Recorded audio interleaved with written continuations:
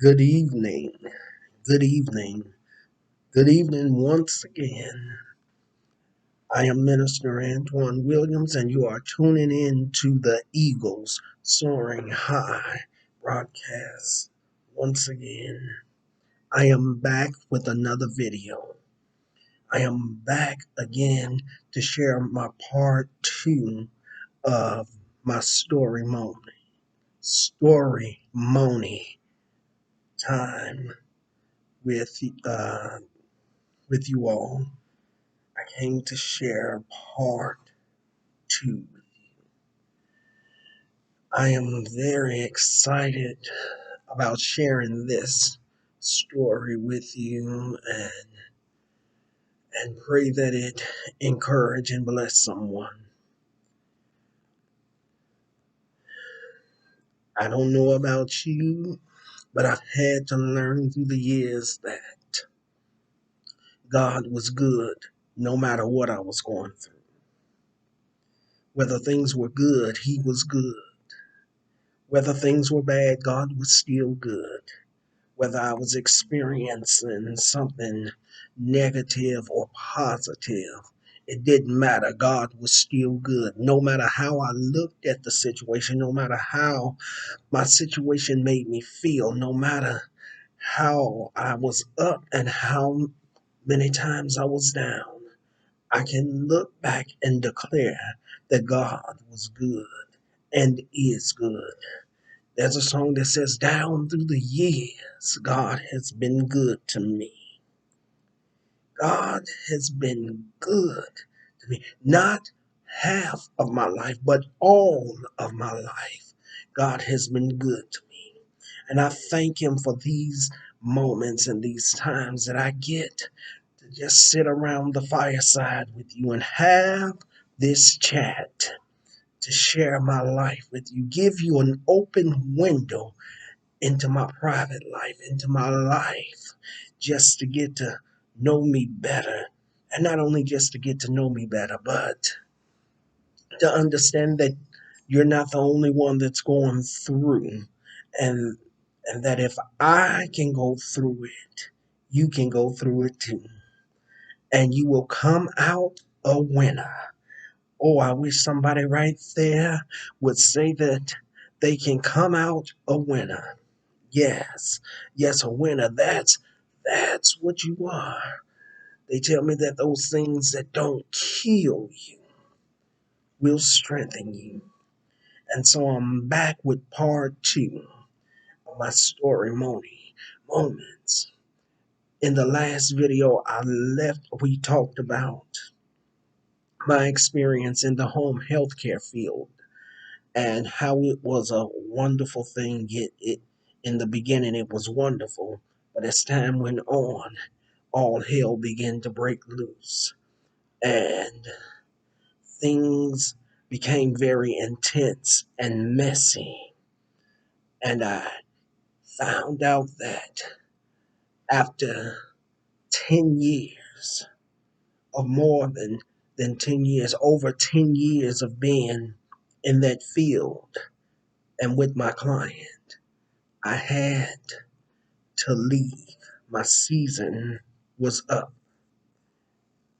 So I'm back with part two, and we left off where I was. I left my job there and had been seeking for work and couldn't find anything until to the year of 2014. If you want to hear this story and hear this testimony, stay with me. Stay with me to the end of this video. I pray that it will bless you, that it will encourage you, that it will strengthen you, and you will know that you are not alone. And that if I came out of it a winner, you can come out of it a winner. I'll be back in a moment to share this story with you. God bless you and keep you. I'll be right back.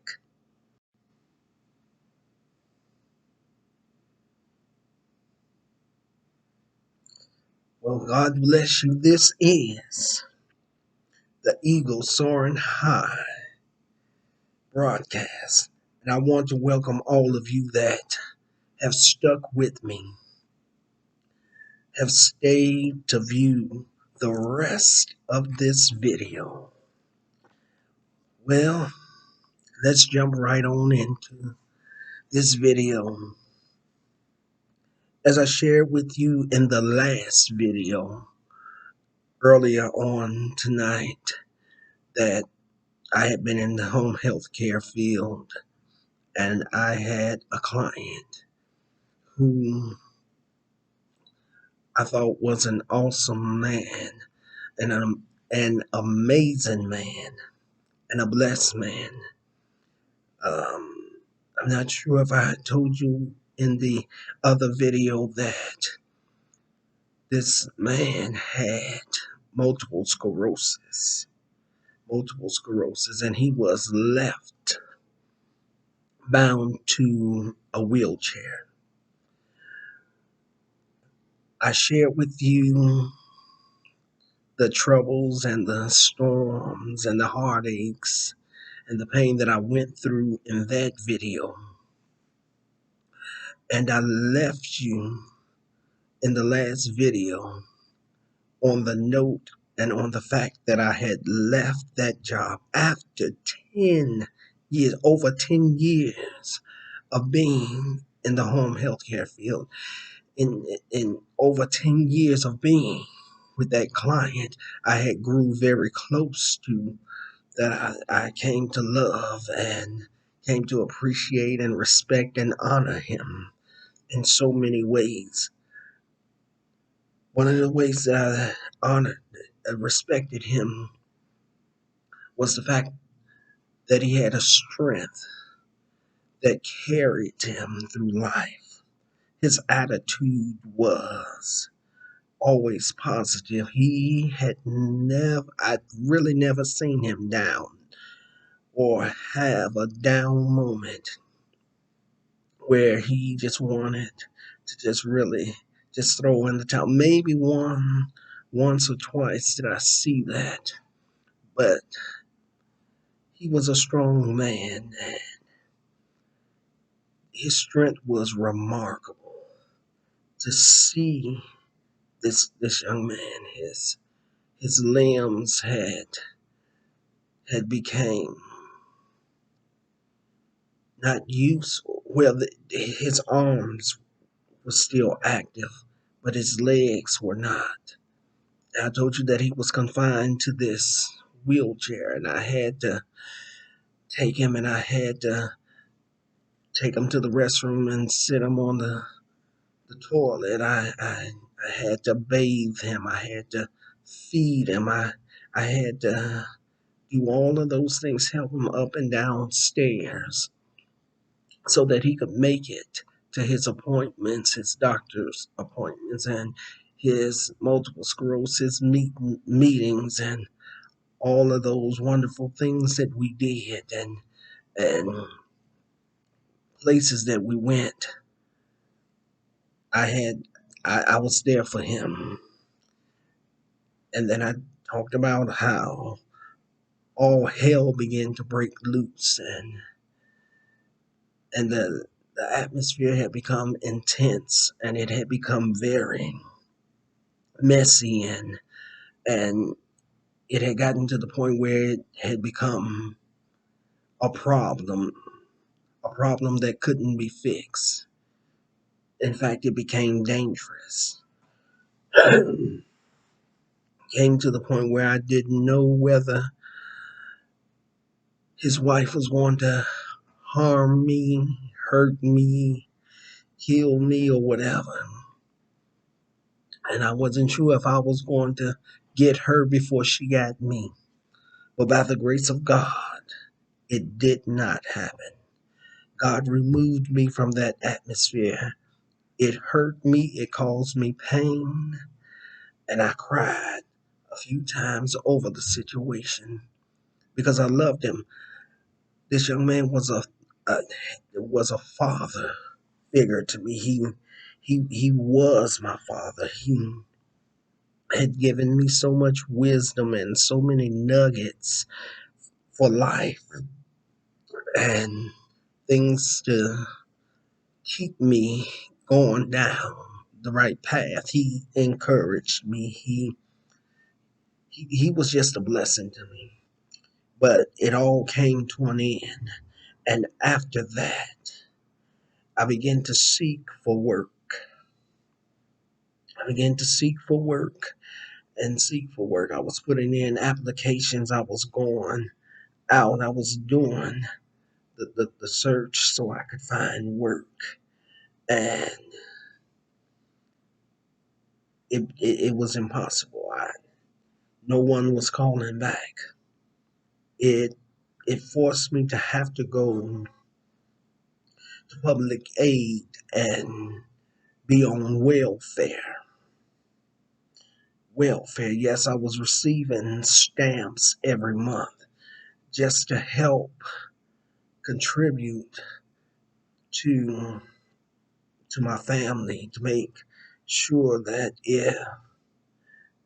my mom had paid all the bills and things that she didn't have to worry about food because I had a link card. But for years, I was without a job.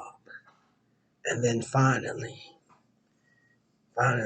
I was blessed with a job.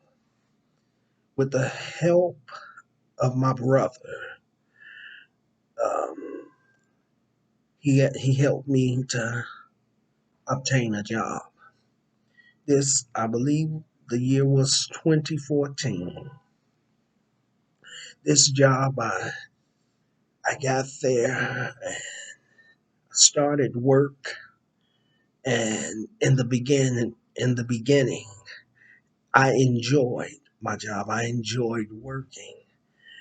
I won't name names or tell you the name of the store that I worked at, but I worked at a grocery store and I was very blessed because during that time period I was going through some stuff, some personal things within my own life.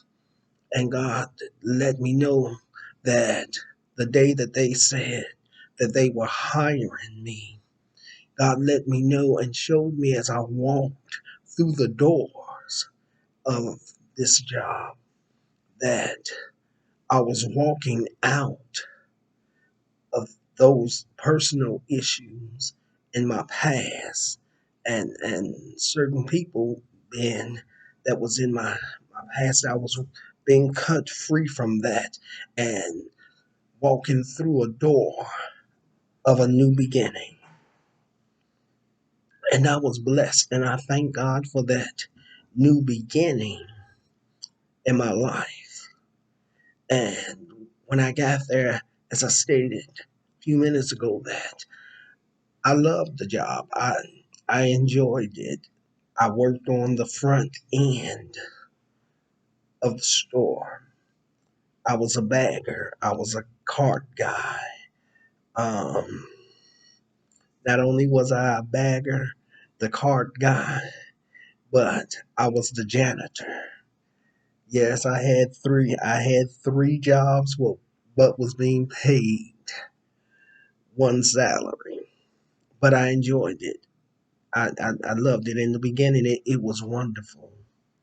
It was wonderful. And as time went on, things began to become rocky and rough for me because I was now dealing with the public. I was dealing with customers. I was dealing with folks that would come in that had just seemed to happen to have gotten out of the bed on the wrong side.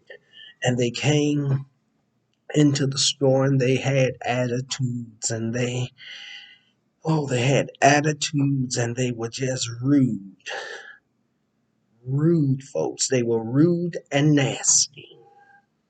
hmm Yes, they were rude and nasty, and they were teaching me there that I had to kind of not pay attention to those customers. And during that course of my time of being there, um, I had managers, front end managers that had come and went, and we finally got a front end manager that I called my my work mama. My work mama, yeah, she was able to contain me and keep me in control, and my attitude was beginning to show because I was reacting to customers' attitudes. And when she first got there, she did everything to make me speak to her. She would speak to me and I would speak dryly. And at that time, I was still suffering from the fact that I had been hurt. I had been hurt by people. I had been hurt by church folks. I had been, I was just hurt. I was wounded. And I refused to let people get close to me. When I went to this job and I got the job, I had made up in my mind that no one was going to get close to me, that I was going to keep my distance, and all I was going to do was speak, say hi and bye. And if somebody needed some help or I needed some help or some assistance, I would ask somebody. But as far as allowing them to enter into my space, allow them to enter into my space and get close to me, that wasn't happening. And so I had this front end manager. As I said, I called her my work mama. She would do everything. She would speak to me, and if I either didn't speak or I spoke dryly, she would she would make sure that I would speak in a way that wasn't cold. And over the time that I was there, and I believe I spent about 2 years on the front end. I believe it was 2 years that I was on the front end. And in those 2 years of her being there, well, not all the 2 years, she came along probably about maybe the middle, the middle of the first year or the beginning of the second year. And she could see she could see what I didn't verbalize. And over the time that I spent on the front end with her, she was able to break down those walls that I had built around me. And she began to bring out of me a better me. And things would occur and she would see how I would react. She would pull me over to the side and talk to me in such a loving, motherly way that I couldn't resist the method, the tactics that she was taking. And I realized that it was God's doing. It was God using her to work on me. And with time, I began to stop having those short, quick conversations with my coworkers. And though I was still in a place where there was still that guarding of my heart and guarding of who I was up, um, I began to let those things down and let go uh, of those things that I had endured in my past. And even in the church, and I started getting close with some of my coworkers. And so after a while of being there, the store manager promoted me. She promoted me to grocery. Yeah, she promoted me to grocery, and I started in grocery, and that's when I began to notice and see things that was taking place. I began to see that the managers and co-managers there would be hiding out, excuse me, would be hiding out in the office, and they would put everything on me. They would they would make me get all the calls. They would make me get all the price checks, and it became stressful.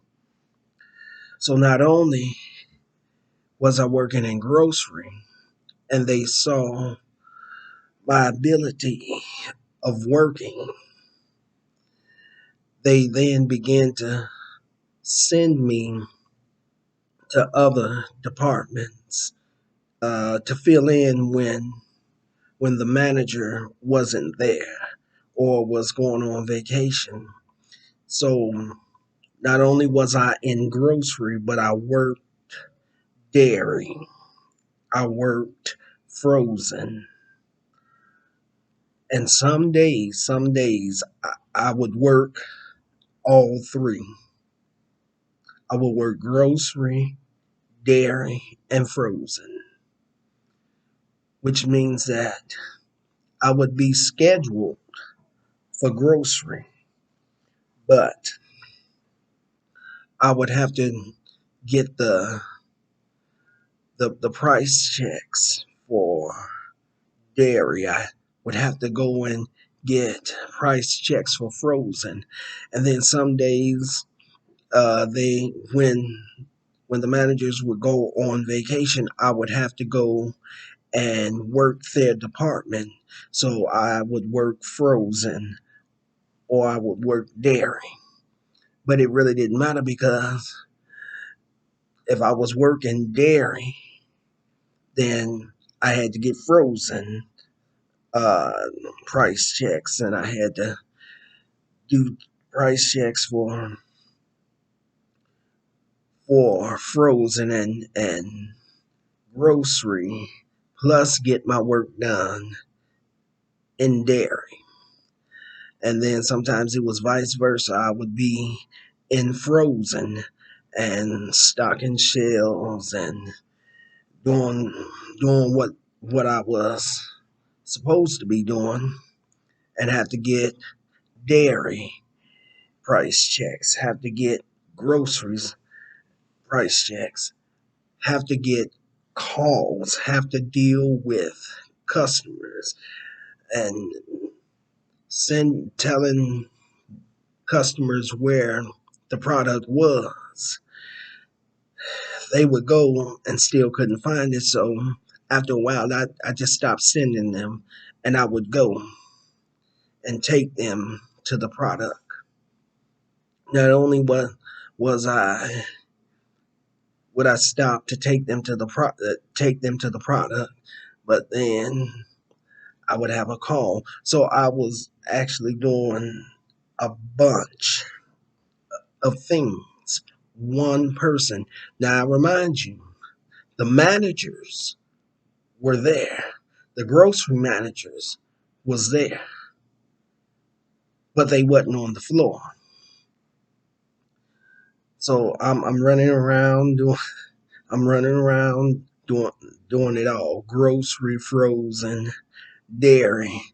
Sometimes I'd get caught by a customer and have to go by the meat market and help somebody. Then I get caught by another one and have to take them where the deli was. And sometimes when there was no one in bakery, I had to go over and take them over to the bakery and help them find whatever it was that they were looking for. And it became overwhelming because again there were so many managers there, but they were hiding out. And so the people on the front end or or the deli or bakery now would be calling for a manager, and the managers will call down to me and send me over to handle whatever it was. Now I'm just a grocery clerk, and I'm being sent to do a manager's job. I'm being sent over to make a manager's decision. So it was maddening. And then I get promoted again, and I get promoted to go to night crew. This is where everything really starts getting bad, where all hell really begins to break loose. So they promote me and they send me to night crew, and they send me there to assist the night crew manager. And they asked me that if I go over to night crew, well, rather they tell me that if I go over the night crew, that they would make me full time. They will give me a full time position. This is what they told me. If I agreed to go over to night crew, that they would give me a full time position. Well, I agree to go over to night crew. And at this time, we had radios. And the store director that sent me over to night crew gets on the radio. Now, everybody in the store has these radios and they have them in their ears. And the store director, he announces that Antoine is going over to night crew, and he's going to night crew as a full timer.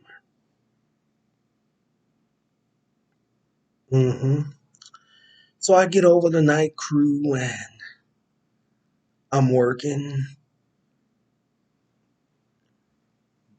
I'm doing what I'm supposed to do. I get along with the manager. In fact, the manager likes me. I like the manager. He's very cool. We became very good friends during the time that we were there, that I was there. And he saw that I worked hard, and I did.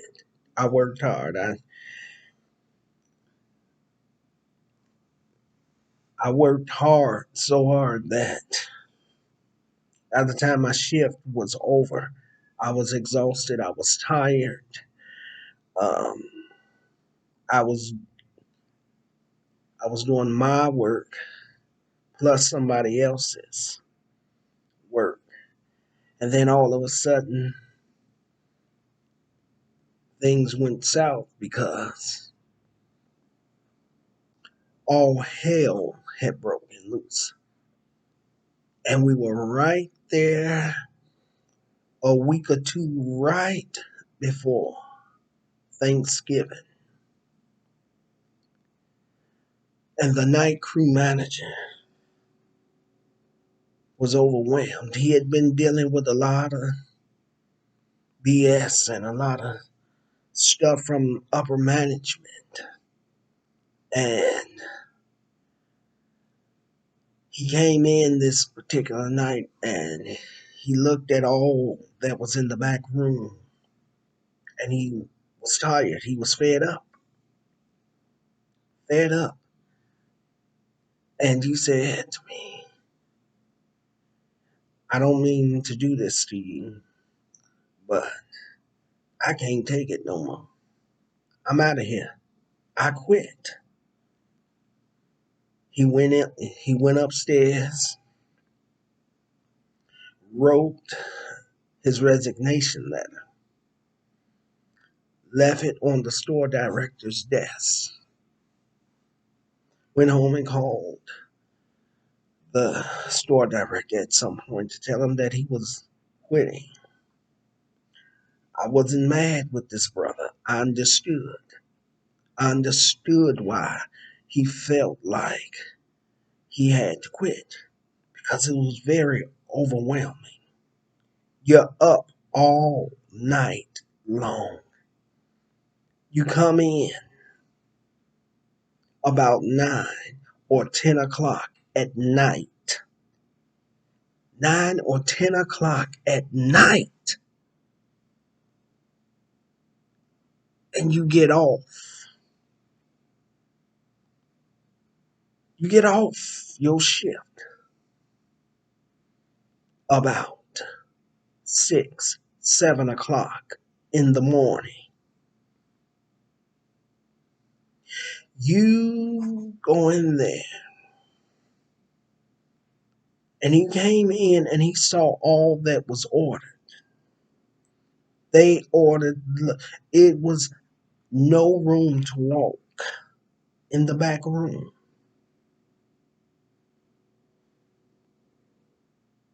So I understood. I wasn't mad with the brother.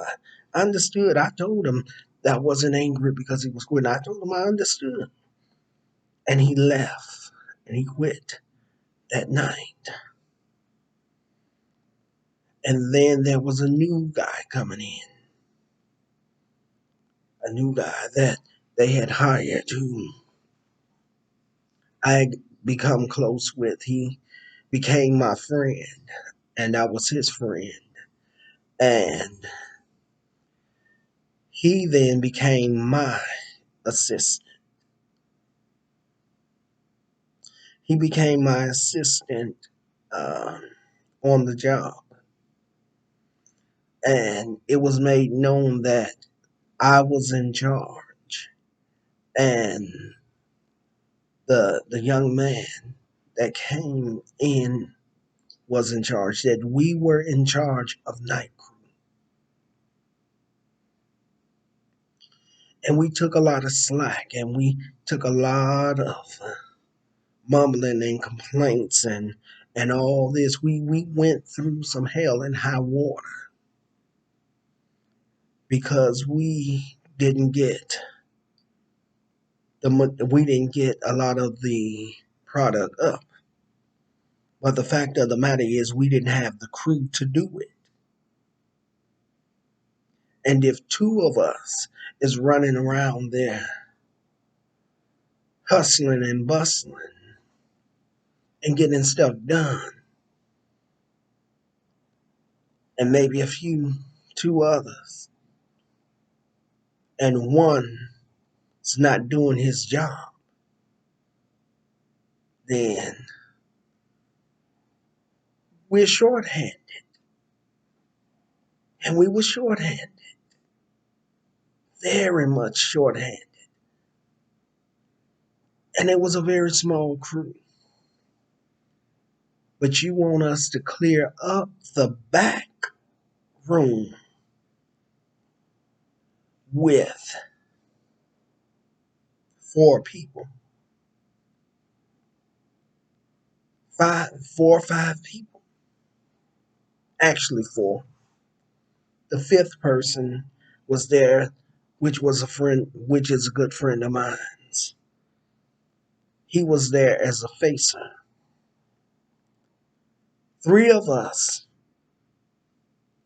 three of us is running around getting stuff done. And the fourth one is off hiding somewhere, sleeping, walking around, doing nothing, talking and chattering and all this.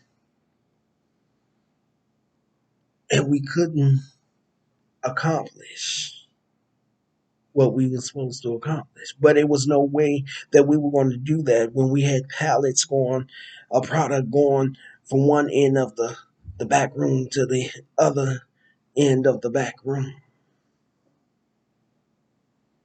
And then we were making complaints about the one that was the slacker and wasn't doing anything, that was turning the crew against one another, trying to divide the crew up because he was jealous, because he didn't get the position as the night crew manager. So we have to babysit him and not get anything done. But you telling us that we've got to do our job and his too.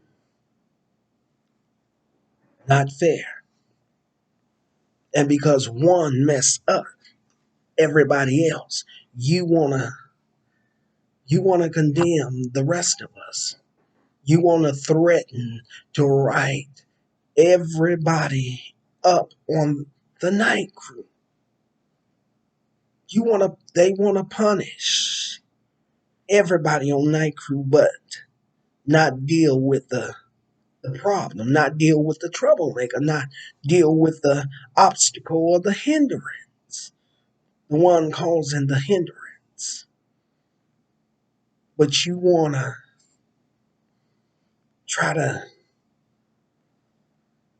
condemn me and my friend.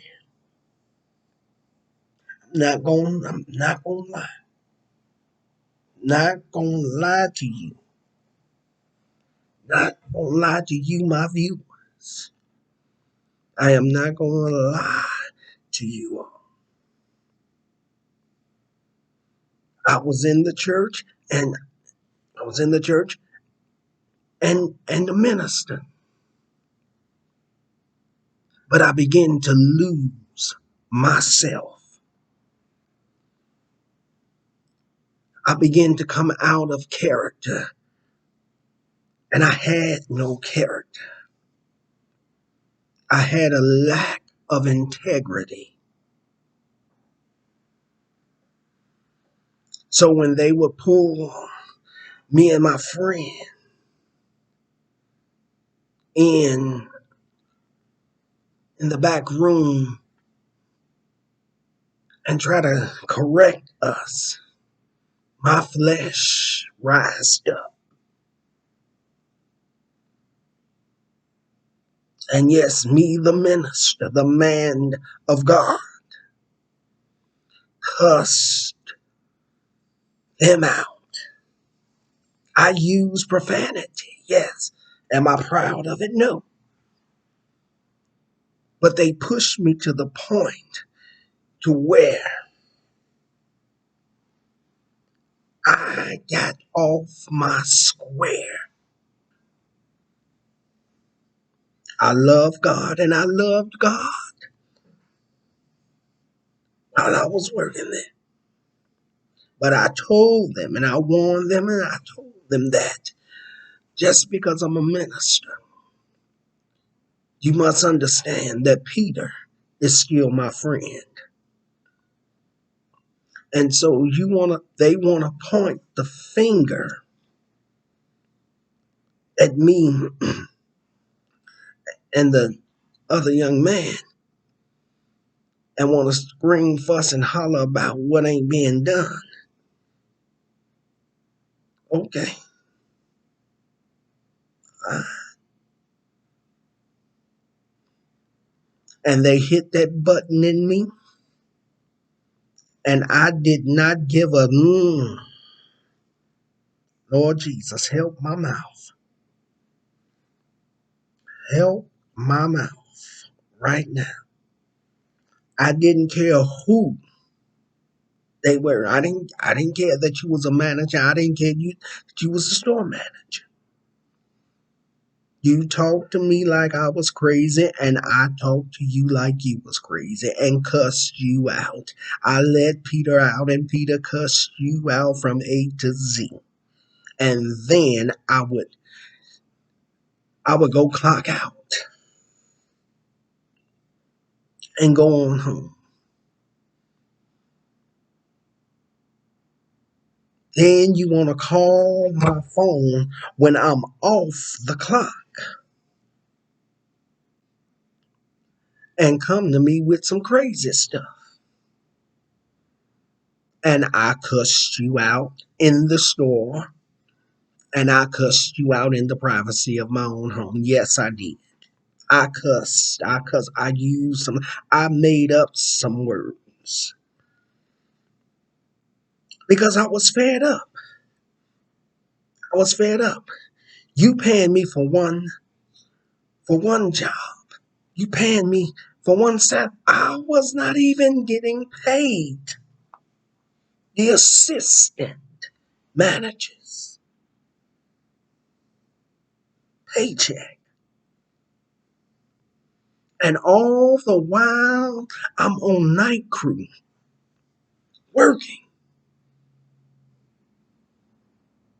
thinking, and believing that I'm on night crew as a full time. You got me as a part time. You worked me like I was full time, but they gave me part time pay.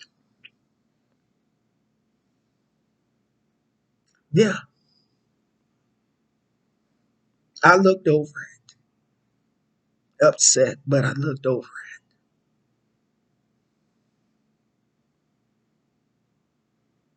And then what they did was the most disrespectful. Hmm. Bleep. The most disrespectful bleep thing they could have ever done. I trained my friend when he first got there. He was there for maybe 2, 3 months at the most. I trained him. I trained my friend who became my assistant.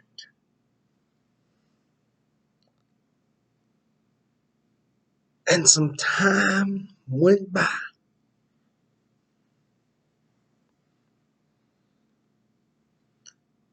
And then the troublemaker,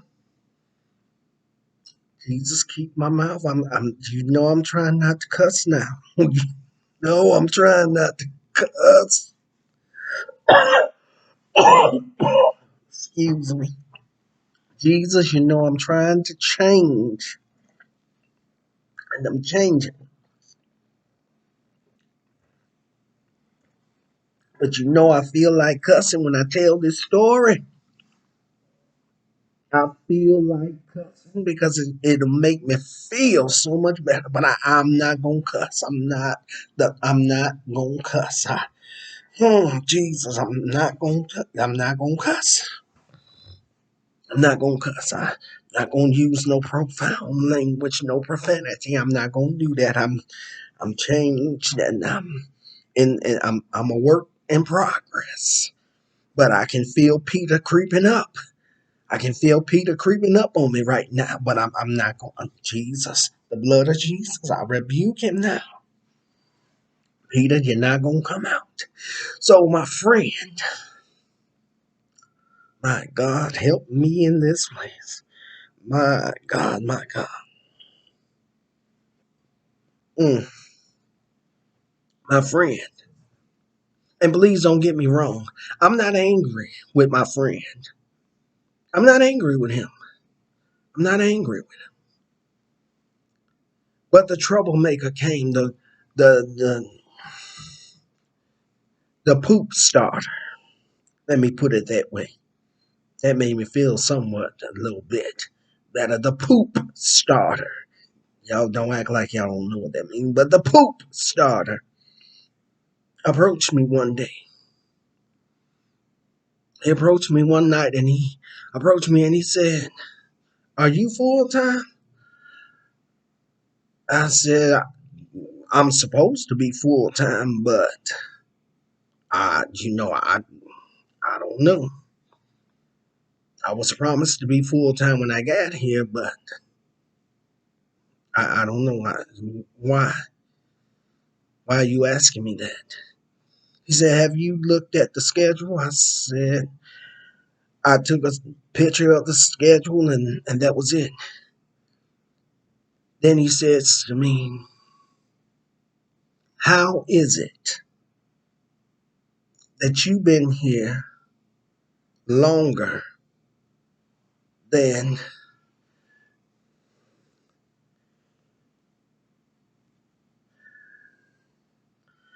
let's call him Dave. Let's call my friend Dave. How are you going, how is it that you been here longer than Dave and they didn't switch the order on on the schedule?" I said, "I really hadn't noticed. I just snapped a picture of my schedule, snap a picture of the schedule and go head on." He said, "Dave was once under your name, but now Dave's name is above your name." I said, "Is it? I didn't really notice that. Let's call the troublemaker, the poop starter,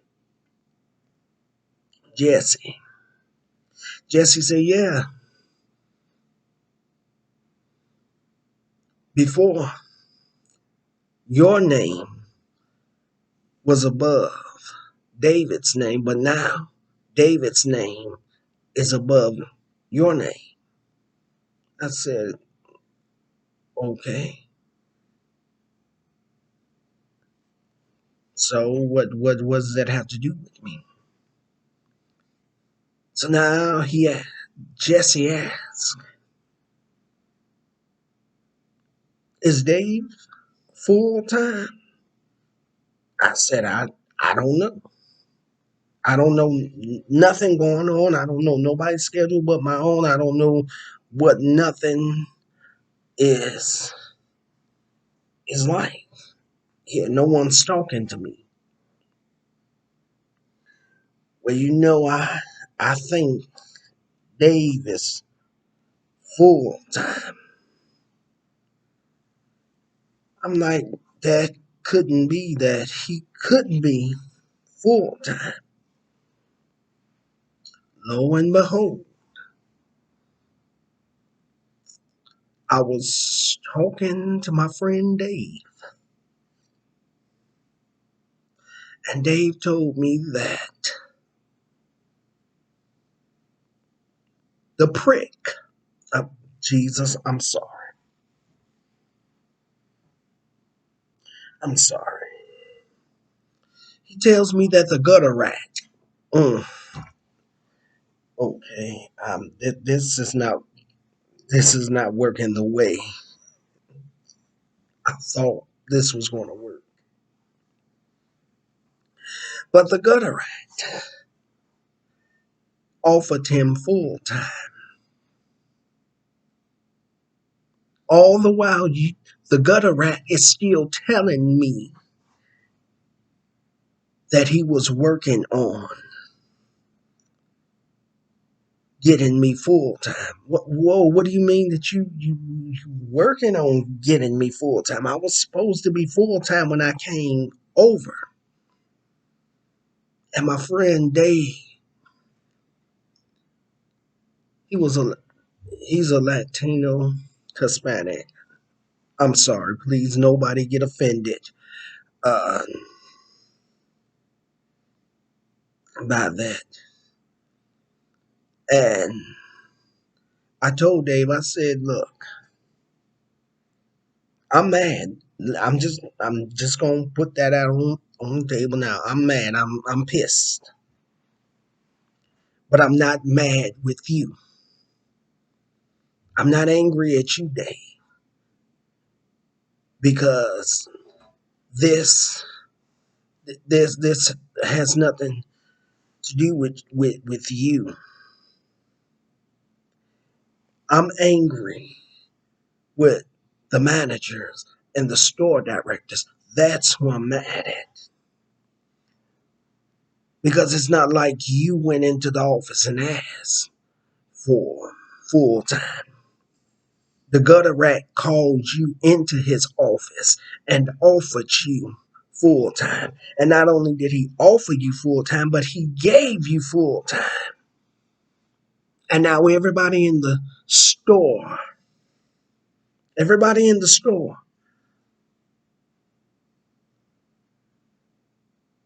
has seen me and is asking me, aren't you full time? No, I'm not full time. Wait, you not full time? You was supposed to be full time when you went over the night crew. Yeah, that's what I was told, and I was told that he was working on it.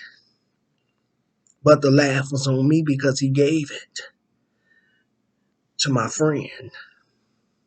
And again, I'm not mad. I'm not angry with my friend. Most folks would have been angry and pissed with their friend and wanted to beat them down, but that's not me.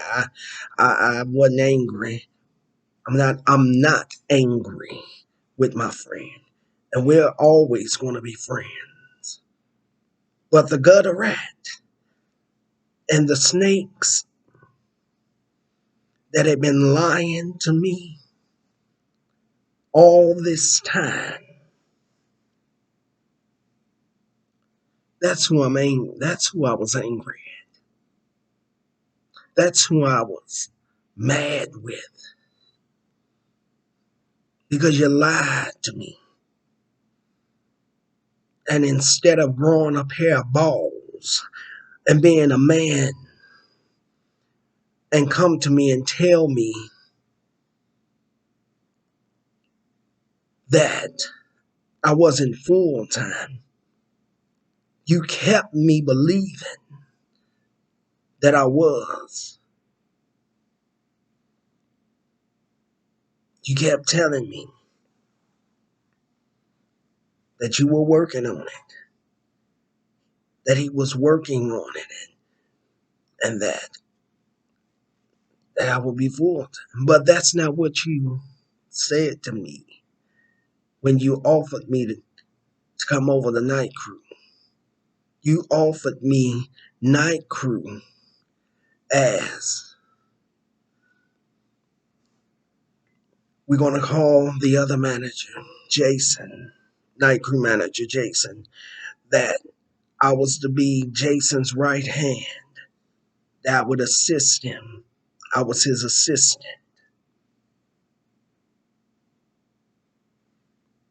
And so when I went over, I would be full time, but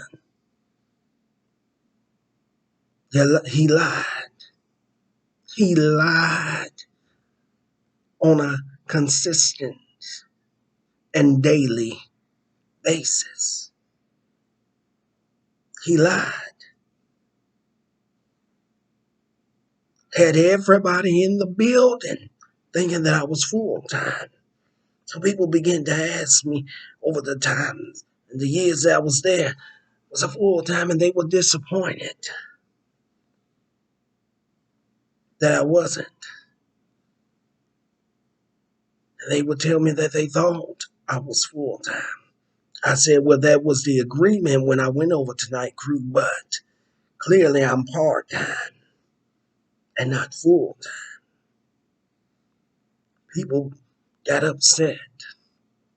People became enraged. And so they stepped over me. And I started praying. I repented and started praying and asking God, why? Why did they do that to me? Why couldn't they just be man enough to just tell? Because all they did was piss me off and upset me and cause me to want to go out.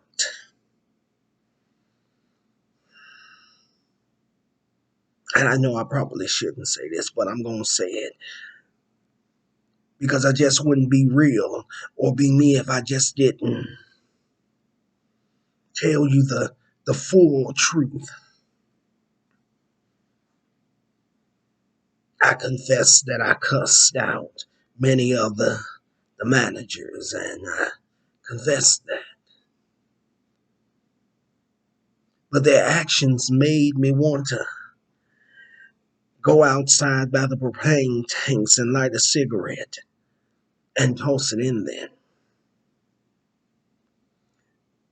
They made me want to get some lighter fluid and go out there and spray down the propane tanks and light a cigarette and toss it in there because they lied.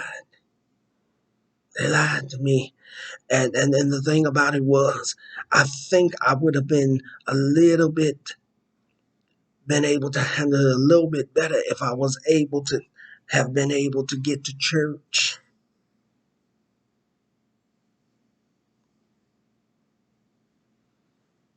and be amongst the church folks, to be in his presence. But I lost my way and my flesh rose up and I wanted to do some crazy stuff because now I got the devil in my ear whispering, encouraging me and edging me on to do something very crazy that was either going to cause me to lose my own life or end up in prison for a long time. So I began to cry out to God and ask God, why are they doing this to me? And God said, hold on, I'm going to move you from there. I'm going to release you from there.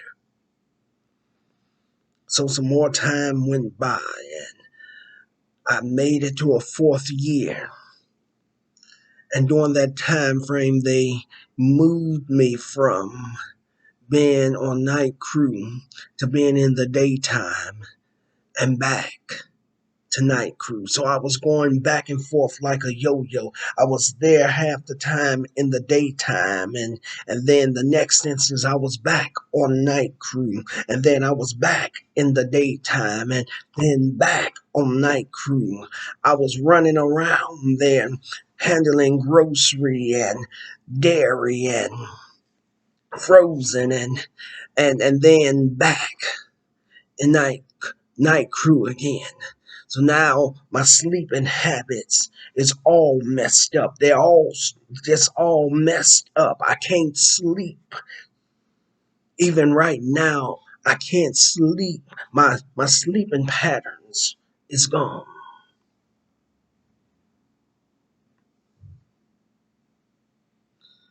My body now is so used to being up at all hours of the night to the day that now I'm doing good if I sleep for half an hour.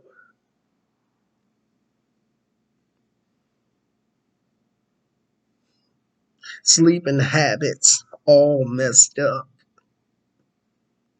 Got to babysit a grown man and do my work and his work too. Then you cheated me on my pay. You're working me as a full-timer, but you're paying me. They paid me as a part-timer.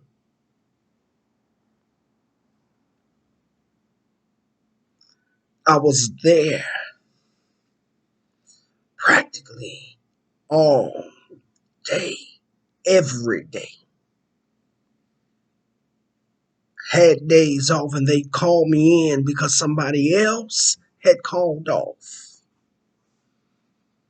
I was there so much that my other coworkers thought that maybe I had snuck up.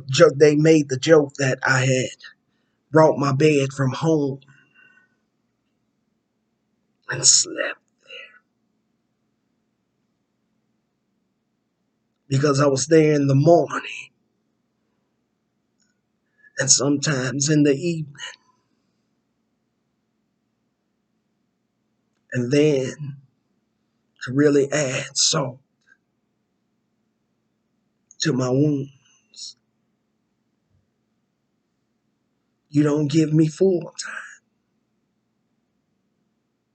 but you give it to my friend.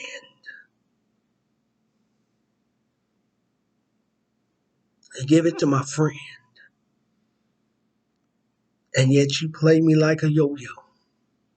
My shift was ending, and you asked me to stay. I would stay. Some days I would be there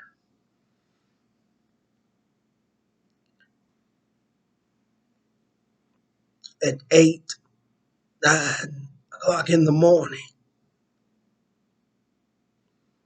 to about 2 o'clock in the afternoon. And because somebody called off you, the managers would come to me and ask me if I could stay. There were times that I didn't get out of there until 10 o'clock, sometimes 11 o'clock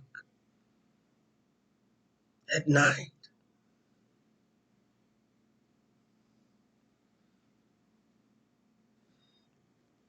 They played me like a yo-yo, kept me there in the daytime, switched me back to the nighttime, and then have the nerve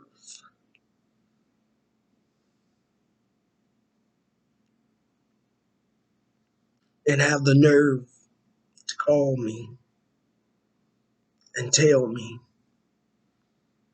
that if I wanted full time,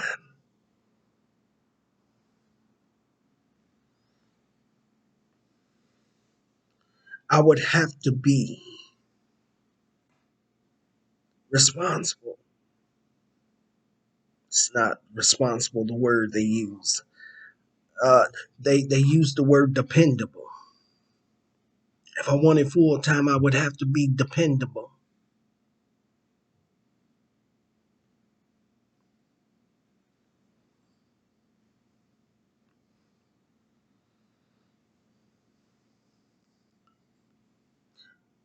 Folks called off. You called me and I was there. Changed my whole schedule. Stopped planning things. Came in any time that you called. Stayed all day or half the night. And yet I wasn't dependable. And then came the time where they started switching the schedule and didn't tell nobody. They would change the schedule on us and not tell nobody.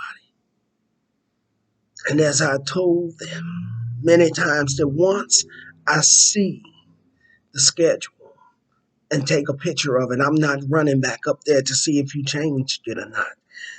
And because I didn't show up then, you want to catch me. They wanted to catch me the next day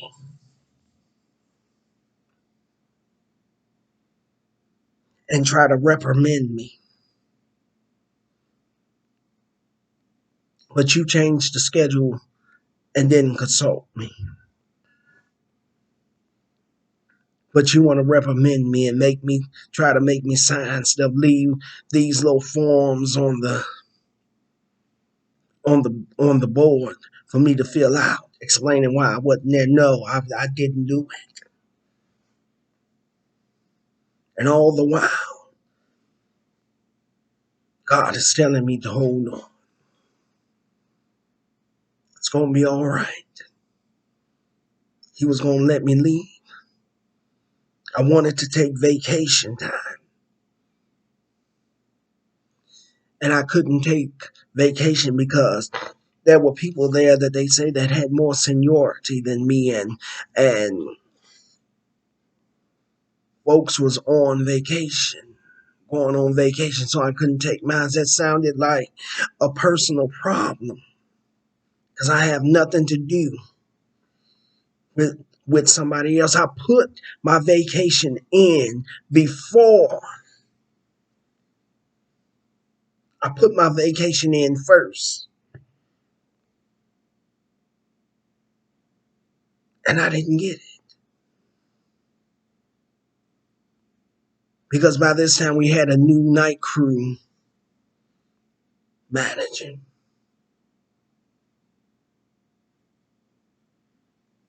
And then the new night crew manager came in, and my friend became his assistant, and I was left down at the bottom of the podium. I was nothing but an employer.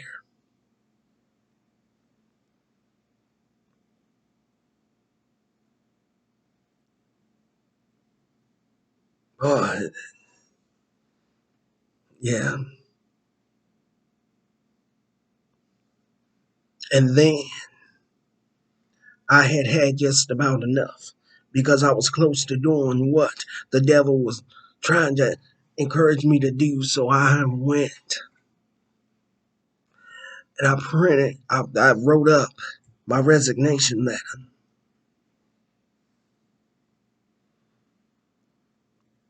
And I had enough time where it was 2 weeks. During the first week of that notice, I kept leaving my resignation letter at home because I was rushing out the door to make sure I caught my bus so that I could go and get to work.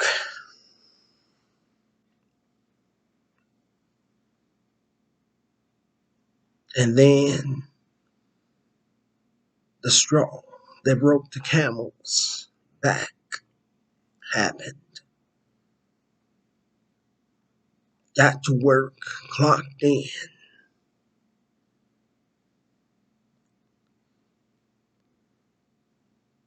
and I hear over the PA system,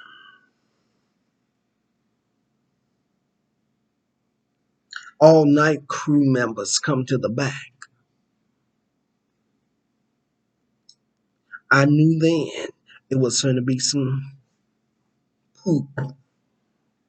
It was finna be some poop. And I was ready for the poop.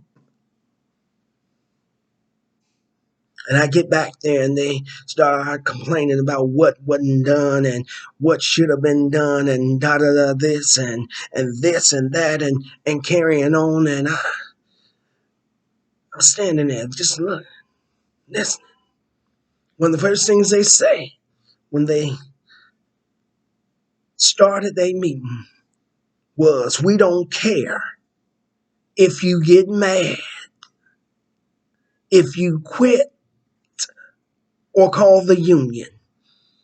Because we've been in this business long enough that we know how to get around the union. So you can get mad, call the union and quit." I said, "Oh, it's that what? Is that what we're gonna do? Okay, I see where this is going right now. I see where it's going. So one of the managers get into it with one of the one of my coworkers, and after he's done, he turns to me and he says, "You." He refers to me as you. I said, "Oh, okay, you. What you are doing should have been got you fired. What do you what? So you telling me that I get sick and I call off and I should be fired because I'm not feeling well?" Okay. Everybody else up in here, it's called everybody else is not showing up, but yet they ain't calling in to call off. They just not showing up. At least I called you to let you know that I wasn't coming in because I wasn't feeling well. And the disrespect with you, this, you. And Peter came up and I told him, well, bleep, bleep, bleep, bleep, bleep, fire me. I don't do your bleep, bleep, bleep job. Yeah, I cuss. Yeah, Peter came. I let Peter out and they were going off, so I went off.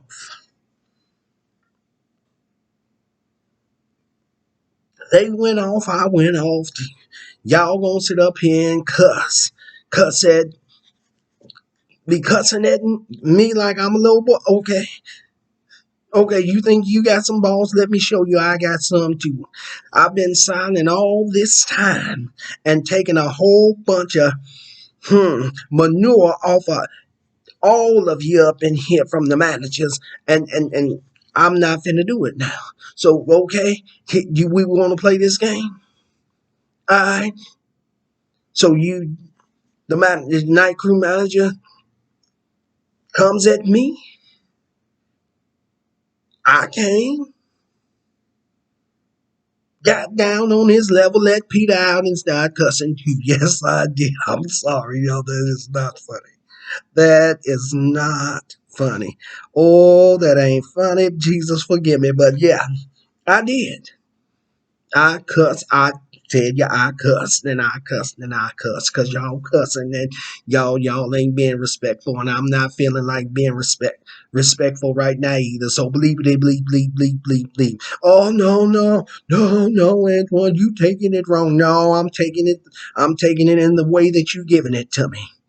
Well, you don't take care of yourself. Well, next time I get sick, let me tell you what I'm going to do. I'm just going to come right on in, and when I get sick and I feel like I got to throw up and I'm about close to it, to being a eruptive volcano, I'm coming to your aisle, and I'm going to throw up all over you from your head down to your feet. Yes, I died. Yes. Mm-hmm. Yeah, yes, I did. I said it and I meant it because I was tired of being threatened about being written up for stuff that I didn't do. And I told them, you write me up, it'd be the first and the last time. So write me up and try. Well, what does that mean? Write me up and you'll find out. Mm-hmm. So it went on to be a whole big mess and a cussing match. I cussed them out like I ain't never cussed nobody out before. That yes, I did. I cussed him out again, and I probably made up some new cuss words for them. And then I just got sick and tired of hearing the bull doodle. So I shut up because you cannot, baby, you cannot beat me at being whatever, because I was way ahead of them. I was totally a few steps ahead of them. Yeah, and it was funny because I left out the house and I grabbed my resignation letter and I ran to get to my bus and got there for this buffoonery. And that buffoonery, bull poop, loads of it. They found they found out that y'all can shovel manure at somebody, but I can give it to you back neck deep. Mm-hmm. Yes, I did. I said, okay. Mm-hmm. I did my shift. It was early in the morning. I told my friend, I said, I've got to go to the restroom. I went on upstairs. I took my resignation letter, set it up on one manager's desk. I went, slipped, yes I did, slipped my resignation letter up under the store director's door. And then I went down to H&R and slipped one up under her door. And I left out of there knowing that it was over. Oh yeah, I went home I went home that day, had to be back, or I had the day off, but the next day I went up in there. Oh, I had disturbed. God disturbed everything up in there. All of them was up on eggshells. They was nervous and irritated. I was happy because I was in the second week of me getting out of there. So the night crew manager avoided me. He had nothing to say to me. I didn't have anything to say to him.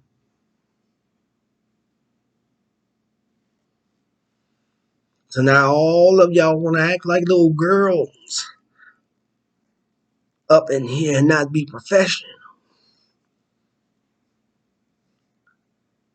Because I found out that you unprofessional gutter snake, gutter rats sitting up on the front end talking about what took place. Mm-hmm. And then you wonder how stuff gets around the store as quickly as it does. Because the managers and store directors sitting on the front end talking about what I did. Talked about that I was leaving, yeah. And now they trying to figure out who they gonna find to bring up in there. They blatantly disrespected me in so many ways. And then I guess they thought I was just gonna stay. Because everybody needs a job, is what they thought. Well, I had been broke before and jobless before, and I was all right. And even now, I'm jobless.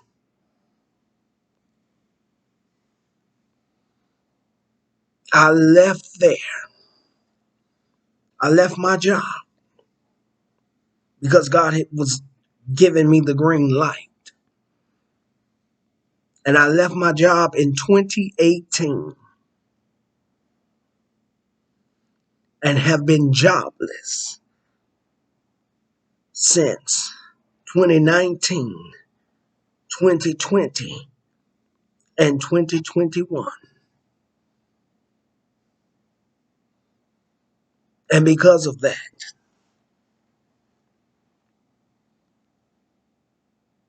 I feel my time up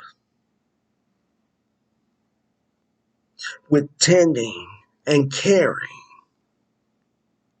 for my nephews. And see, that's something that they didn't know, that they didn't understand, or that they didn't care.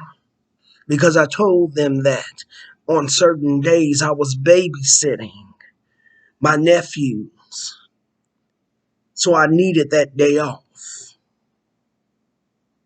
At least the morning time until about 4 or 5 o'clock. Now, from 5 o'clock on down, if you wanted me to come in, I would come in. I would leave my job, go home, babysit my nephews, try to get a little rest, and then go back to my job that night. I did that for at least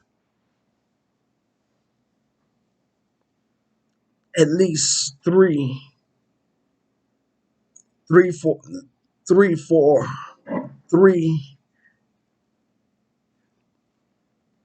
3 years, 3 years to my last year, to my 5th year there.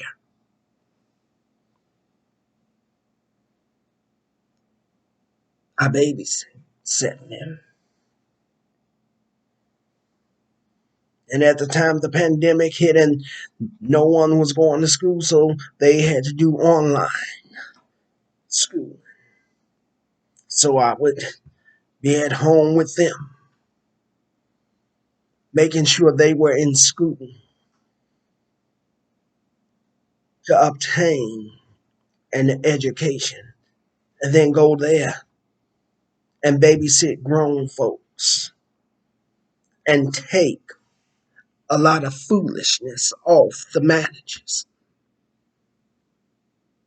I was stressed out. I let me just be honest. I'm a smoker. And during that time, my smoking had increased. I was going through 2 to 3 packs of cigarettes a day. And not only was I dealing with the foolishness on my job and the joys of babysitting my nephews, but I lost my aunt. My aunt passed, and I was still going to work. I didn't take off no time to even grieve. And I was preparing to preach her eulogy. I was preparing to preach her eulogy while going through all of that.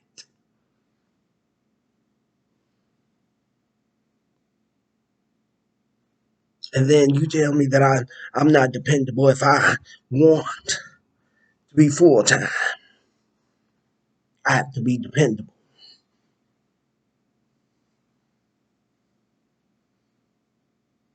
So they didn't appreciate. And trust me, God gives folks moments and chances to correct and fix that foolishness and to do right by a person, to do right by his child. Yes, I was a messed up child. And I let Peter out, but I was God's messed up child.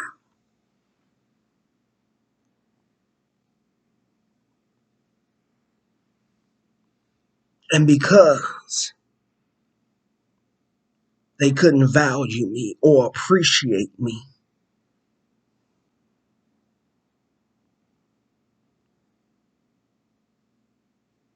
God gave me the green light to leave my job. And I left it in 2018 and been without a job up until the present time. But God is going to change that for me. He's going to change that for me. He's going to shift, make a shift, and change that thing for me. Really can't be mad. I'm really not all that mad about it anymore. I may still be a little bit perturbed by it, but not a lot.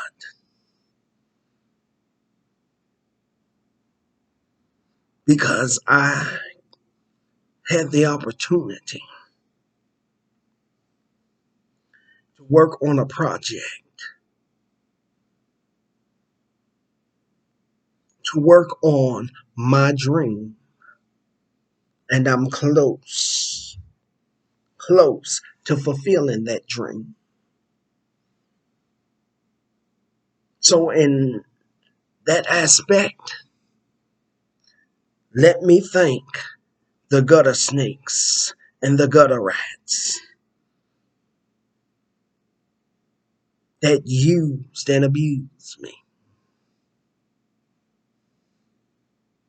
while I was there.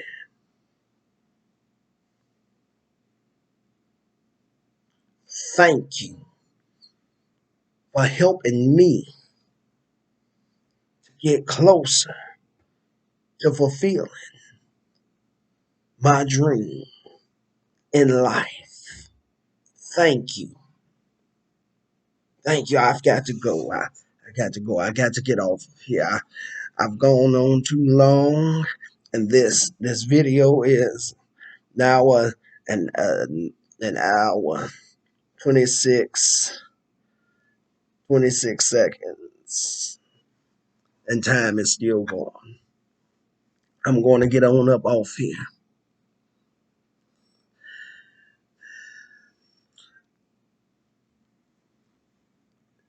I'm going to get ready to go, but I'll be back in a few minutes.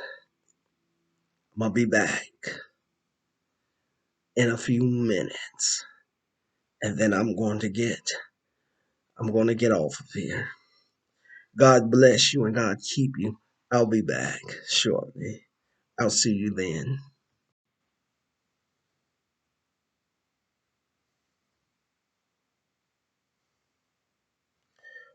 Well, God bless you. I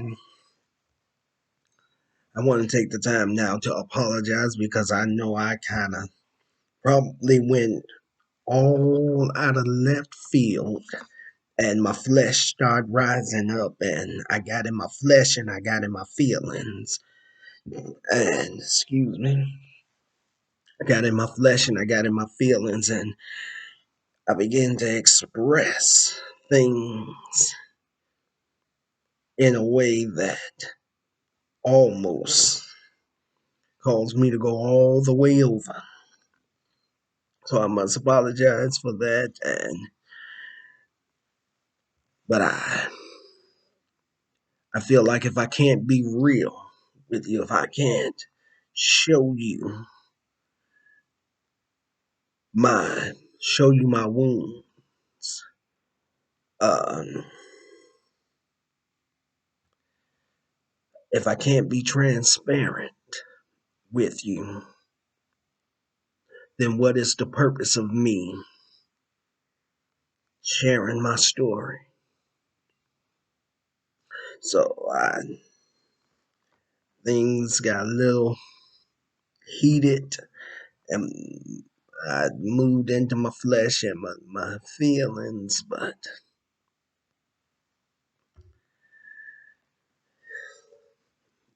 again, I'm a work in progress. I'm still on the potter's wheel. And what I didn't tell you, what I forgot to tell you, was that this job not only caused me to lose myself, but this job caused me to lose something that was very important to me. The very thing that I loved doing and desired to do, that I have a passion to do, it caused me to lose that very thing. It caused me to lose that very thing. It broke me. But that's for the next video. I'm going to share that one with you too.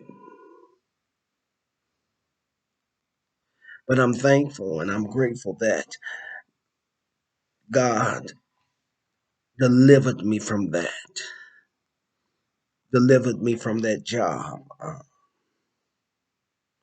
I am now so much freer. I'm not stressed out all the time. I'm not walking around looking like the Walking Dead. I had been going through so much that it was taking a toll on me physically.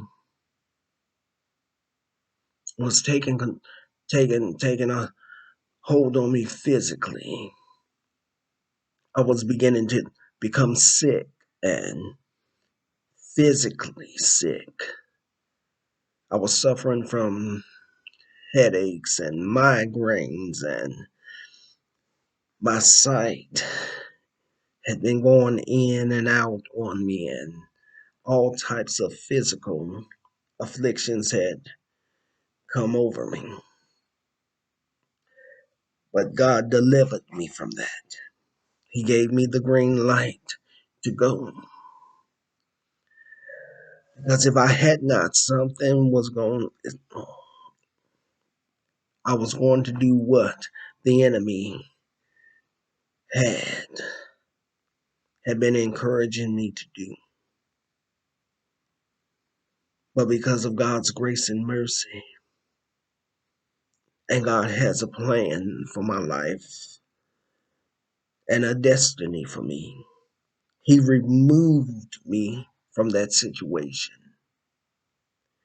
When the situation won't move, God will remove you. And He removed me out of that situation because things were not going to turn out good. Another thing, and I'm going to get on up off of here,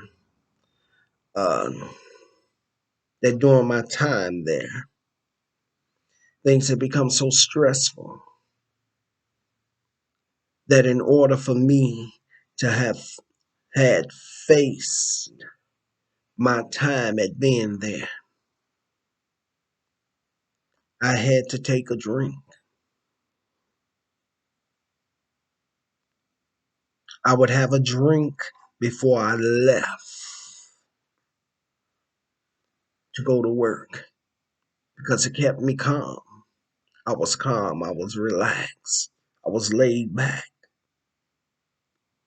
Yeah. Yeah. It had gotten so bad, as I said, that my smoking had increased. I was going through 2 to 3 packs of cigarettes a day. And then I had to have a drink in order to be able to go to work and work. It was time for me to go. And if God can deliver me, surely He can deliver you. Again, I survived it. So can you. You got to know that today. Look at me in my eyes, just so that I can assure you that if God delivered me from my situation, God can deliver you too. I had to step out on faith. I had to trust God. And I'm still trusting God right now. I'm still standing on faith, knowing that God has already worked it out. It's just got to manifest. So I thank all of you that have clicked on, and I pray that you all will stay to the end of this video. I pray that you will. So as I always say when I get ready to end, I always tell you to get ready to spread your wings as an eagle and get ready to rise up above every storm, every trial, every situation, every circumstance, to rise from the obstacles, to rise above all that and reach your victory. For the Bible says that they that wait upon the Lord shall renew their strength. They shall mount up on wings as an eagle. They shall run and not get weary. They shall walk and not faint. God bless you. Spread your wings today. Spread your wings and fly high. I will be back with the next video. So until then, be blessed. God bless you. And may his love forever shine upon you. God loves you, and so do I. Be blessed and enjoy the rest of your evening. Until the next video, stay blessed and in the Lord's care. God bless you.